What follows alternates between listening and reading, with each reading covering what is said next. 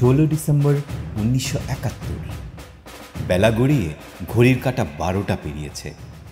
কলকাতার 57/8 বালিগঞ্জ সার্কুলার রোডের দোতলা বাড়িতে স্বাধীন বাংলা বেতারের দুঃসাহসী শব্দ সৈনিকেরা তখনও জানতেন না বিজয় দ্বার প্রান্তে। বেলা 12:30টার দিকে খবর আসে আত্মসমর্পণ করতে চলেছে পাকিস্তানি হানাদার বাহিনী। সঙ্গে সঙ্গে পুরো বেতারে ছড়িয়ে পড়ে উত্তেজনা। 9 মাসের তুমুল যুদ্ধ যন্ত্রণার পর জন্ম নিতে যাচ্ছে স্বাধীন সার্বভৌম বাংলাদেশ। আর এই জন্মকে উদযাপন করতেই গাইতে হবে বিজয়ের গান। কিন্তু বিজয়ের গান তো তৈরি নেই। তাই উত্তেজনার পারদ নামতে না দিয়ে সেদিন মাত্র 15 মিনিটেই লিখে এবং তাতে সুর দিয়ে নতুন একটি গানের জন্ম দেন স্বাধীন বাংলা বেতারের শব্দ সৈনিকেরা। বিজয় ঘোষণার পরপরই তাদের মাধ্যমে সারা বাংলার ঘরে ঘরে বেজে ওঠে বিজয় নিশান উড়ছে ওই, বিজয় নিশান উড়ছে ওই, উড়ছে ওই, উড়ছে ওই, উড়ছে ওই, উড়ছে ওই।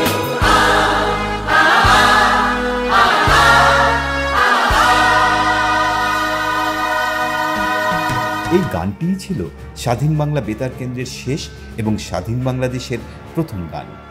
আর সেদিন শহীদুল ইসলামের লেখা গানটিতে সুর করেছিলেন স্বাধীন বাংলা বেতার কেন্দ্রের সঙ্গীত পরিচালক ও সুরকার সুজেয় শ্যাম। শুধু এই একটি নয়, মহান মুক্তিযুদ্ধে সঙ্গীত যোদ্ধা হিসেবে অবিস্মরণীয় ভূমিকা পালন করা সুজেয় শ্যাম 1971-এ মুক্তিকামী মানুষকে প্রেরণা যোগাতে 9টি গানে সুর করেছেন। সারা বাংলার আজকের কথোপকথনে স্বাধীন বাংলা বেতার কেন্দ্রের এই সঙ্গীত যোদ্ধা শোনালেন তার পথ চলা ও 71-এর সেই দিনগুলির স্মৃতিকথা।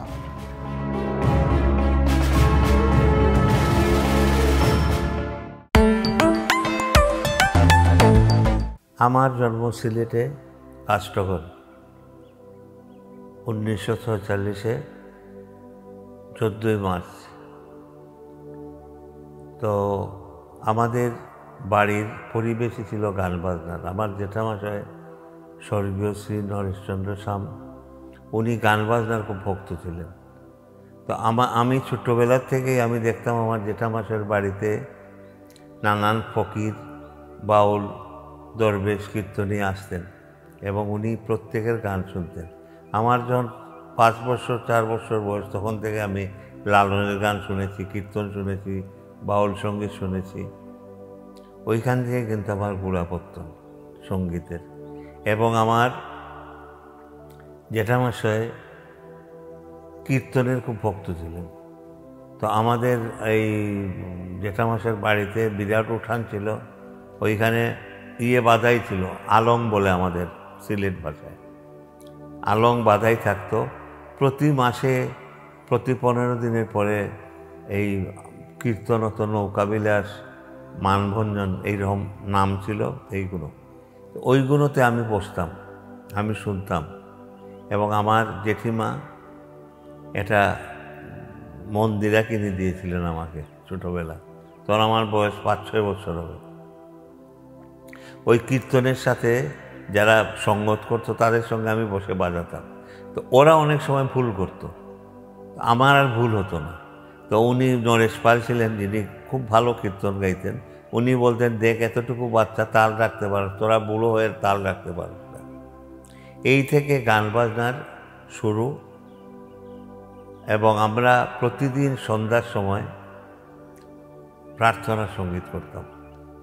আমরা 10 ভাই বোন, বাবা মা, আরও আমার খুড়াতো ভন্টন, আমরা সবাই মিলে প্রায় 15-16 জনে, এটা আমাদের নিয়মই ছিল। প্রতিদিন আমরা সন্ধ্যার সময় হলে প্রার্থনা সঙ্গীত করতাম। 5-6টা গান হতো, এটা একদম আমাদের বাধা ছিল। ওইখান থেকেই আমার আসলে সঙ্গীতের উৎসাহ যেটা বলে, এবং আদি যে সঙ্গীতগুলো, কীর্তনের মধ্যে যে কঠিন কঠিন কীর্তন, তারপরে বাউল। আমি এই লালন ফকিরের গান শুনছি, আমার বয়স তখন 5 বছর। তখন আমি শুনছি লালন। তখন তো আর লালন ফকিরের নামও না, শুনতাম না। তারপরে বুঝলাম এটা লালন ফকিরের গান।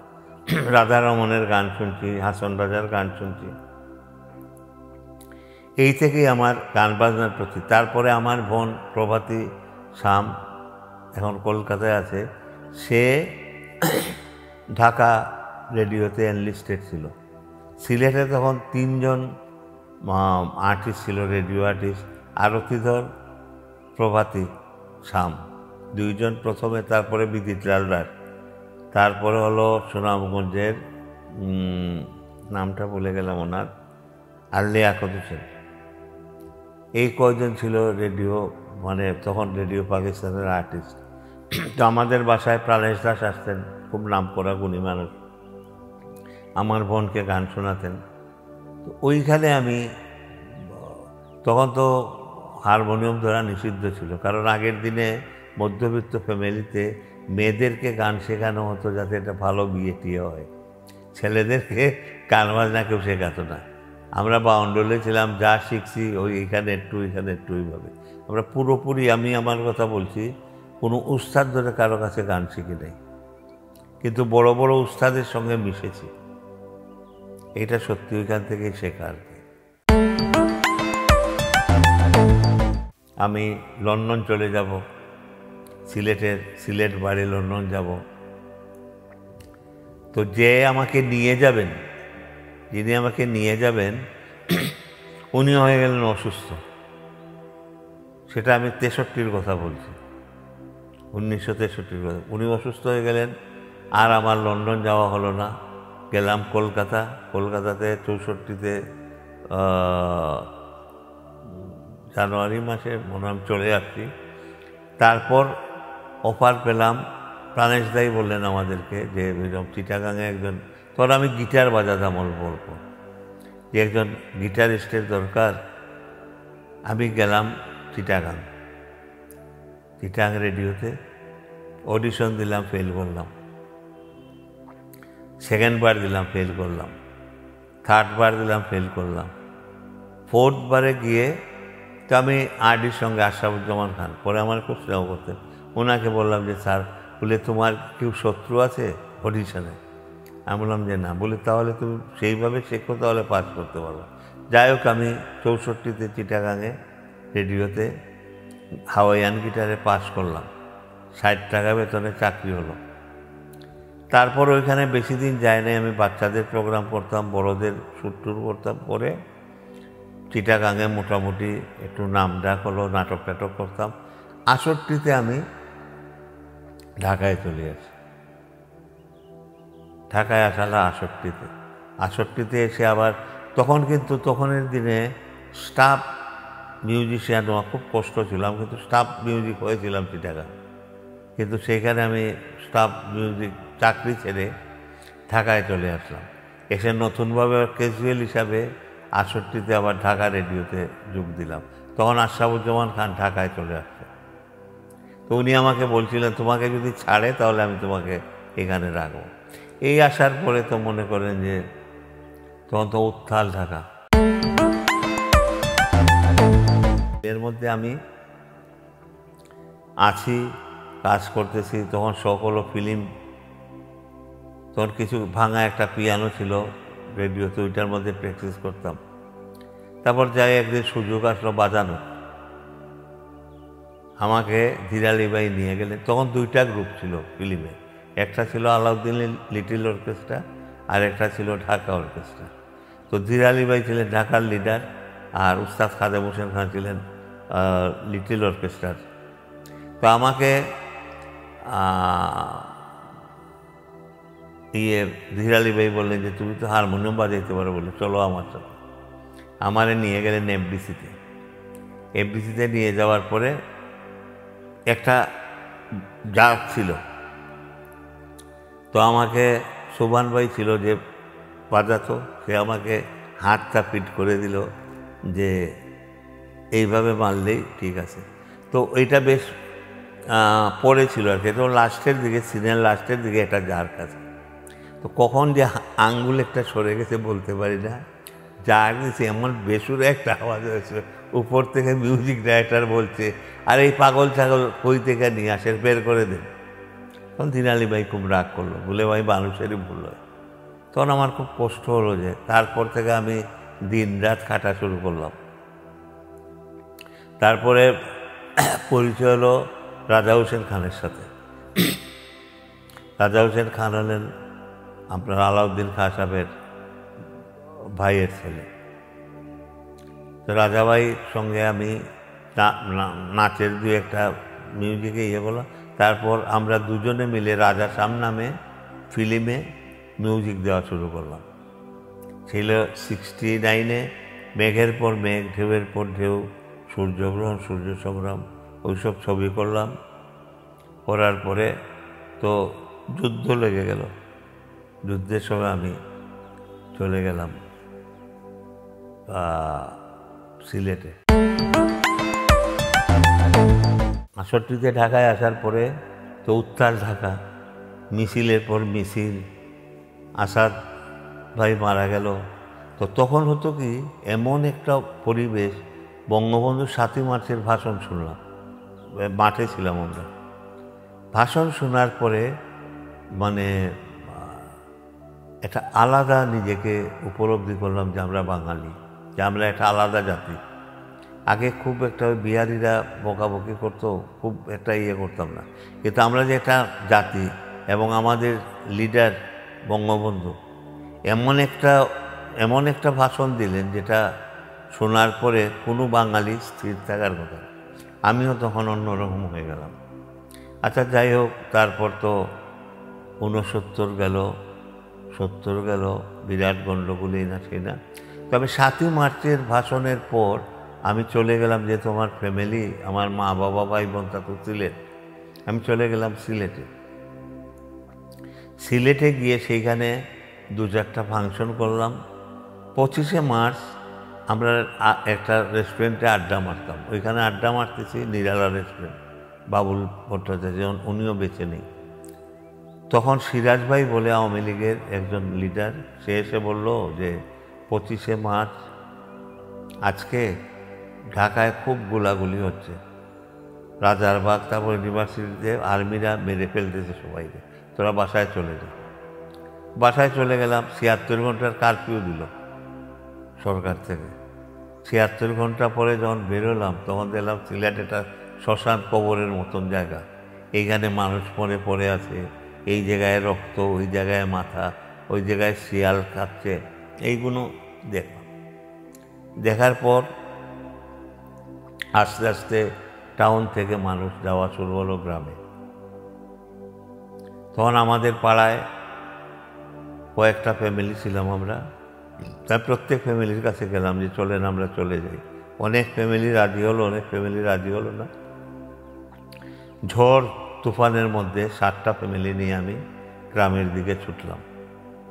ঢাকা দক্ষিণ, মহাপ্রভুর যেখানে বাড়ি, ঢাকা দক্ষিণে জমিদার বাড়িতে গেলাম। ওইখানে গিয়ে দেখি আরও অনেক ফ্যামিলি আছে। ওই জমিদার বাড়িতে যাওয়ার পর ওইখানে প্রতিদিনই মানুষ আবার ইন্ডিয়াতে যাওয়া শুরু করলো, অবস্থা ভালো না দেখে। তো আমি বর্ডারে দিয়ে আসতাম প্রত্যেক দিন। আমার সকালবেলা উঠে দিয়ে আসতে হতো। লাস্ট ওই বাড়ি থেকে আমরা গেলাম। তো ওই বাড়ির চাবি আমার কাছে দেওয়া হলো, যে ওনারা মালিক চলে গেলেন আমার বাড়িতে, এত বড় চাবির ঝুটা, যে তোমরা থাকো। আমরাও থাকতে পারলাম না।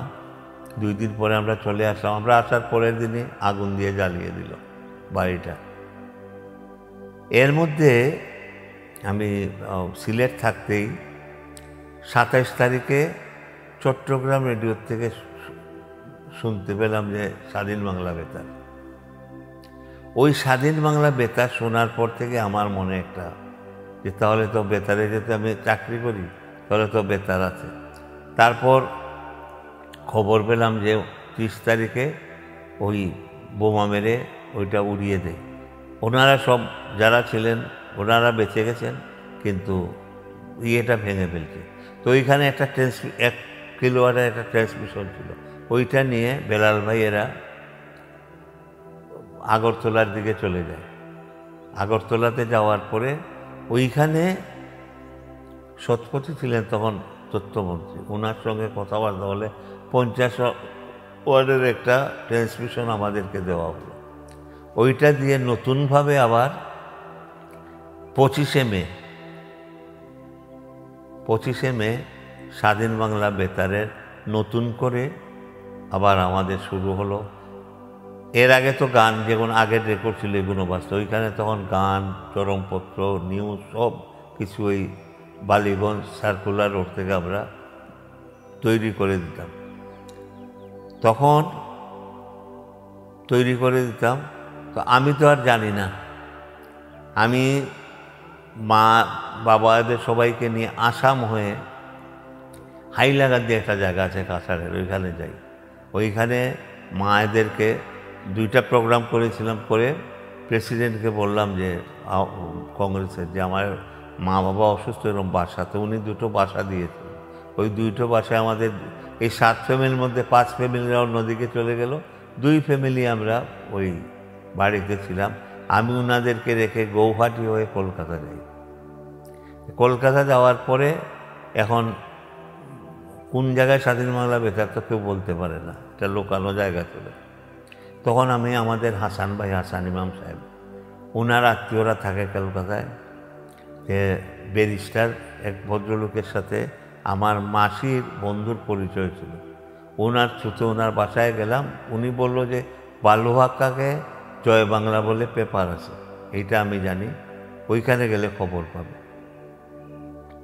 তো আমি ট্রামের মধ্যে উঠে বালিগঞ্জ যাব ঠিক করেছি। এমন সময় দেখি সুভাষ দত্ত, আমাদের সুভাষদা বলে, শ্যাম তুমি? আমি বললাম তো স্বাধীন বাংলা, বলে আমি যাচ্ছি, আমার সাথে চলো। ওই সুভাষদার সাথে স্বাধীন বাংলা বেতারে আমি প্রথম গেলাম, সেটা হলো গিয়ে জুন মাসের 7 বা 8 তারিখ হলো। এই থেকে একদম শেষ দিন পর্যন্ত আমি স্বাধীন বাংলা বেতারে কাজ করেছি। আমি যখন প্রথম গেলাম সবার সাথে, সমরদা, তারপরে কাদেরি কিবরিয়া, রথীন্দ্রনাথ রায়, জব্বার, আপেল, কল্যাণী ঘোষ, তারপরে আরও অনেক, এখন পুরোপুরি এত বয়স হয়ে গেছে মনে নাই সবার সঙ্গে দেখা। তখন তাহের সুলতান আর আশফাকুর রহমান, এরা 2জন ছিলেন ঢাকাতে আমাদের মিউজিক দেখতেন। ওইখানে ওনারা মিউজিক দেখতেন, বললেন যে শ্যাম তোমার আসছো, ভালো হয়েছে, তোমার গান করতে হবে, তোমার গান আছে? আমি বললাম একটা গান আছে আমার আপাতত, সেটা হলো কবি দিলওয়ার সাহেবের লেখা আইরে চাষি মজুরগুলি। এটা হলো আমার স্বাধীন বাংলার প্রথম গান, এই গান করলাম প্রথম। তারপর সেকেন্ড গান হলো আমার এই রক্ত দিয়ে নাম লিখেছি, রক্ত দিয়ে নাম লিখেছি, এটা হলো আবুল কাসেম সন্দীপের লেখা। তো এটা ঘটনা হলো, আমি আমাদের ইয়েটা ছিল দোতলা, আমরা যেখানে কাজ করতাম দোতলা দিয়ে উঠছি, তখন ওই আবুল ভাই দেখি হঠাৎ আমার একটু ভদ্রলোক পেছনে উঠছে। তাই বললাম কিছু বলবেন? বলি হ্যাঁ দাদা একটু বলবো। দাদা আমি দেখেন সমরদাকে বলি না, ভয় লাগে, এটা গান লিখছি, আপনি দেখেন। ওই গানটা দেখে আমার খুব ভালো লাগে। আমার ঠিক আছে, পরশুদিন আমার রেকর্ডিং আছে, আমি রেকর্ডিং করব। ওই আমি সেকেন্ড গানটা ছিল আমার এইটা। তারপর করলাম ইন্ডিয়ান রাইটার বিশ্বপ্রিয় চট্টোপাধ্যায় আধন্য আমার জন্মভূমি, এটা গেয়েছিল প্রবাল চৌধুরী আর কল্যাণী 2জনে। তারপর করলাম শহীদুল ইসলামের মুক্তির একটি পথ সংগ্রাম। তারপর বিশ্বপ্রিয়র আরেকটা গান করলাম, পরে শুনবে তোরা শুন। এরকম 9টা গান আমি করেছিলাম। তো একটা জিনিস হচ্ছে কি, স্বাধীন বাংলা বেতার মানুষ মনে করে 6-7টা গান। এই যেমন সমরদার গান পূর্ব দিগন্তে, নঙ্গর তুলো তুলো, আপেলের একটি ফুলকে বাঁচাবো বলে, তারপরে এক সাগর রক্তের আপেলের গান, কিন্তু রবীন্দ্রসঙ্গীত, নজরুল মিলিয়ে, লোকগীতি মিলিয়ে প্রায় 150-200 গান হবে আমারই 9টা গান। কিন্তু গান অন্য গানগুলোর এত বাজে নাই, তখন বাজত। কিন্তু স্বাধীনতার পরে এই গানগুলোই বেশি বাজছে, ওই গানগুলো বাজে নাই। আমার তো কয়েকটা গান আছে কেউ শুনেই নেই। আজ রণ সাজে বাজিয়ে বিশান, এসেছে বৈশাখ, জাগরে জাগরে জাগরে, এসব গান কেউ শুনে নাই। তখনের দিনে সুপারহিট গান ছিল এগুলো। তখন একটা জিনিস কি ছিল, সবাই আমরা যারা স্বাধীন বাংলা বেতারে মনে করে নিউজ যিনি পড়েছেন, নাটক যিনি করতেন, চরমপত্র যিনি পড়তেন, প্রত্যেকেরই ছিল আমরা দেশে ফিরে আসবো কত তাড়াতাড়ি। যে কাজটাই আমরা করেছি খুব মন দিয়ে করেছি না। এই গানগুলো এখন গাওয়ানো সম্ভব হবে না। আমরা যেভাবে গান করেছি 30 জন ছেলে মেয়ে একটা মাইক্রোফোনের মধ্যে ফার্স্ট সেকেন্ড নোট করে হারমোনাইজ করে, এটা সম্ভব হতো না শুধু মনের জুড়ে। তখন খাওয়া দাওয়া মনে করেন আপনি একটু খাবার নিয়ে আসছেন, খাবেন, ভিতরে গেছেন, গান রেকর্ডে আসে দিন আপনার খাওয়া খেয়ে ফেলছেন। এখনও তো মারামারি লাগতো, তখন বুকে জড়িয়ে ধরছে যে তুই খেয়েছিস, মনে করলাম আমিই খেয়েছি। এই যে ভালোবাসা ছিল। বঙ্গবন্ধু যেটা চেয়েছিলেন, বঙ্গবন্ধু যে জিনিস চেয়েছিলেন যে আমরা ধর্মনিরপেক্ষ রাষ্ট্র এবং আমরা সবাই ভাই ভাই বোন হিসাবে থাকব, প্রত্যেকের অনুষ্ঠান ধর্মীয় অনুষ্ঠান করবে শান্তিভাবে, সেইটাই চেয়েছিলেন। এবং আমরা সেইভাবেই কিন্তু যুদ্ধে সেইটাই আশা করেছিলাম এবং ওইভাবেই ছিলাম। এক বালিশে 3 জন মাথা দিয়ে শুয়েছে, কোনো ইয়ে ছিল না। মানে আমি হিন্দু, আপনি মুসলমান ও খ্রিস্টান, কেউ একই ধর্ম মনে হতো, সবার একই ধর্ম, মানব ধর্ম। এই জিনিসটার থেকে আমরা পিছিয়ে গেছি। এই গানগুলো আমি আবার এই গানগুলো হারিয়ে যেত। 2টা মানুষকে আমি কথা না বললেই না হয়। একজন হলেন মেজর জেনারেল আমিন সাহেব, যিনি মুক্তিযোদ্ধা কল্যাণ ট্রাস্টের চেয়ারম্যান ছিলেন। তখন উনি সমরদাকে ডেকে বলছিলেন, সমরবাবু গানগুলো প্রিজার্ভ করেন। বলে আমরা প্রিজার্ভ কোথা থেকে করবো, টাকা পয়সার দরকার। তখন উনি বলছিলেন আমি টাকা জোগাড় করে দেবো। উনি তখন সরকারি চাকরি করতেন এরশাদের আমলে। ওই মুক্তিযোদ্ধা কল্যাণ ট্রাস্ট থেকে 2টা লং প্লে বের করেছিলেন। এইগুলো দেখেন আমরা অনেকেই জানি না বা জানার চেষ্টাও করি না, বুঝছেন। আমরা অন্যান্য দেখবেন পেপার খুললে অনেক জিনিস পাওয়া যায় যেটা না জানলেও হয়, কিন্তু এই যে জিনিসগুলো। তারপরে 2009-এ তখন ছিল আপনার ওই যে ইউনিলিভার থেকে ক্লোজ আপ করতো। এই ক্লোজ আপ করতেন মেইন যিনি ছিলেন ইউনিলিভারের নৌসাদ ভাই। এই নৌসাদ ভাই আমাকে একদিন ডেকে বললেন যে শ্যামজি, আপনি আমাকে 2টা এপিসোড করে দেন এই স্বাধীন বাংলা বেতারের গান দিয়ে, এই প্রজন্মের বাচ্চাটাকে দিয়ে, পারবেন? আল্লাহ পারবো। 2টা এপিসোড করার পরে খুব হইচই পড়লো, খুব ভালো হলো। তখন আমি ওনারে বলছিলাম যে আপনারা তো অনেক পয়সা অনেক দিকে খরচা করেন, এই রেকর্ডগুলো যদি একটু করেন। তখন নৌসাদ ভাই করেছিলেন। এই রেকর্ডগুলোই বাজে। আর জাগরণের গান বলে কিছু রেকর্ড বেরিয়েছিল, ওইগুলোতে ভুল কথা, এটা ঠিক না। কিন্তু এই যে নৌসাদ ভাইয়েরা বের করেছিল, এটা রিলিজ হয়েছে ভালো করে, আপনার আমিন সাহেবের একটি ফুলকে বাঁচাবো বলে, কিন্তু এইটা রিলিজ হয় নাই। 16 ডিসেম্বর 50 বছর আগে 16 ডিসেম্বর আমাকে সকালবেলা বলা হলো যে অন্য কোনো গান করতে পারবে না, তুমি একটা স্বাধীনতার বিজয়ের গান করো। বিজয়ের গান কোথায় পাবো বলে শহীদুল ইসলাম কাছে বলো। শহীদুল ইসলাম তো নেই, মারা গেছে বেচারা। ও 4টা লাইন লিখে দিল, বিজয় নিশান উঠছই, খুশির হাওয়ায় উঠছে উঠছে উঠছে উঠছে বাংলার ঘরে ঘরে। এখন হারমোনিয়াম ছিল একটা, সমরদা তখন অন্য একটা গান করছিলেন, কাজেই হারমোনিয়ামটা আমি পাইনি। তাই মুখে মুখেই, বসারও জায়গা নেই, 2তলা বাড়িতে একটা গ্যারেজ ছিল, ওই গ্যারেজে বসে আমি মনে মনে সুর করলাম। করে অন্তরা লিখে দিল। তো অজিতদাকে বললাম, অজিতদা এই গানটা আপনার লিড করতে হবে। তো অজিতদা রাজি হলো, সঙ্গে কোরাস ভয়েস। ওদেরকে হারমোনিয়াম নেই, মুখে মুখে মুখে মুখে সুর বললাম। তারপর হারমোনিয়াম পেলাম, পাওয়ার পরে গানটা 1-2 বার রিহার্সাল করে স্টুডিওতে গেলাম, রেকর্ডিং করলাম। এইটা প্রায় 20-25 মিনিট লেগেছিল রেকর্ডিংটা করতে। রেকর্ডিং করলাম, বিকেলবেলা হঠাৎ দেখে সৈয়দ নজরুল ইসলাম সাহেব, তাজউদ্দিন সাহেব, তারপরে ক্যাপ্টেন মনসুর আলী সাহেব, কামরুজ্জামান সাহেব, ওনারা আসছেন। তখন আমরা জানতাম না যে 4টা কত মিনিটে যেন এই মিত্রবাহিনীর কাছে সারেন্ডার করবে পাকিস্তান সারেন্ডার করার পরে এই গানটা স্বাধীন বাংলা বেতার থেকে নজরুল ইসলাম সাহেব বললেন যে আমরা আজ থেকে স্বাধীন।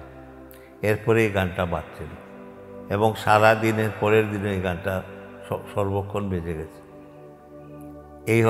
এইটাই স্বাধীন বাংলা বেতারের স্বাধীনতার প্রথম গান, দেশের প্রথম গান এবং স্বাধীন বাংলা বেতারের শেষ গান। আর কোনো স্বাধীন বাংলা বেতার থেকে আর কোনো গান হয় নাই। একটা দুঃখের ব্যাপার হলো, দেখেন স্বাধীনতার জন্য তো তখন আমরা সবাই যুদ্ধ করেছি। রাজাকার আলবদর ছাড়া কমিউনিস্ট পার্টি বলেন, ড্যাব বলেন, যাই বলেন, সবাই আমরা যুদ্ধ করেছি। আওয়ামী লীগ তো ছিল মেইন, আওয়ামী লীগ তো করেছি। তখন 75-এর পরে বিজয় নিশান গানটা আর বাজত না, এটা ব্যান্ড হয়ে গেল। আবার আওয়ামী লীগ আসলো, আবার বিজয় নিশান গানটা বাজলো, আবার অন্য পার্টি আসলো। তা আমার দুঃখটা হলো এইটা যে স্বাধীনতার গান তো সবার জন্য, স্বাধীনতা তো সবার জন্য। আমি যে অফিসেই চাকরি করি না কেন, যে পার্টি করি না কেন, আজকে স্বাধীন হয়েছে বলে না, আমি স্বাধীনতা হয়েছে বলে আমি সুজয় শাহ, স্বাধীনতা হয়েছে বলে এতটা টেলিভিশন, এতটা অফিস, এত সুন্দর সেতু, তারপর আজকে এত সুন্দর একটা ক্রিকেট টিম, এগুলো তো স্বাধীনতার ফসল। তো এই গানটা ব্যান ছিল, যে কারণে অন্যান্য গান যেমন আপনার পূর্ব দিগন্তে যেভাবে মানুষের মুখে মুখে, বিজয় নিশানটা কিন্তু সেই রকম না, কারণ এই গানটা প্রচারটা কম হয়েছে, যে কারণে গানটা এত পপুলার, মানে এত স্বাধীনতার কিন্তু প্রথম গান। 30 লক্ষ মা বোন, আমার বঙ্গবন্ধু, ওনার পরিবার আমাকে একটা দেশ এনে দিয়েছেন, স্বাধীন দেশ। এর থেকে বড় পাওয়ার আর কি আছে? বাড়ি গাড়ি ভেঙে যেতে পারে, তুফানে ঘোর উড়িয়ে, স্বাধীনতা ঝড়ে তুলে দিতে পারবে না। এত সুন্দর একটা, তা এই জিনিসটারই আমরা মূল্যায়ন করতে পারলাম না। এখন আমরা মুখে বলি 30 লক্ষ মানুষ মারা গেছে, বঙ্গবন্ধু নেই, কষ্ট হয়, কিন্তু আসলে অন্তর থেকে আমরা অনেকেই এখন বলি না, সবার কথা বলছি না, অনেকেই বলি না। আমার কষ্ট হয়, আমি বঙ্গবন্ধুকে কাছে দেখেছি, বঙ্গবন্ধুর একটা কথা না বললে না হয়। ওনার উকিল ছিলেন আমার ভাই এসআর পাল, হয়তো নাম শুনেছেন। উনি 65-তে যুদ্ধের সময় ভারতে চলে গেছে। বঙ্গবন্ধু স্বাধীনতার পরে ওনাকে খুঁজে এনে এই 27 নম্বরে খুব সম্ভবত ধানমন্ডিতে, এইখানে আমার ভাই মারা যায়। উনি নিয়ে আসছিলেন যে এখন কিসে স্বাধীন, এই এত বড় মনের মানুষ ছিলেন বঙ্গবন্ধু। আমাদেরকে বললেন যে কিরে তোরা ওই স্বাধীন বাংলা নাকি ভীষণ নিয়ে করলে, আমাকে শোনাবি না? তো ওনাকে আমরা শুনিয়েছিলাম। তো ওই বিজয় নিশান উৎসব এইসব গান শোনার পরে পিঠে হাত দিয়ে অনেক স্নেহ ভালোবাসা দিয়েছে। বঙ্গবন্ধুকে তো অস্বীকার কেউ করতে পারবে না। আমার আপনার সাথে অমিল থাকতে পারে, কিন্তু আমি দেশটাকে তো অস্বীকার করতে পারবো না। আজকে দেখেন স্বাধীনতা দিনে অনেকেই এই স্বাধীনতাটাকে মানতে চায় না, কোনো প্রোগ্রাম আমি দেখি না। এটা খুব কষ্ট। কিন্তু জামাত ছাড়া প্রত্যেক দলের মধ্যে মুক্তিযোদ্ধা আছে, এটা একটা অবিশ্বাস্য ব্যাপার, কিন্তু অনেকেই সেই কাজটুকু হয় না। বঙ্গবন্ধু জাতির পিতা বলতে অসুবিধা নাকি? সত্যি তো উনি জাতির পিতা।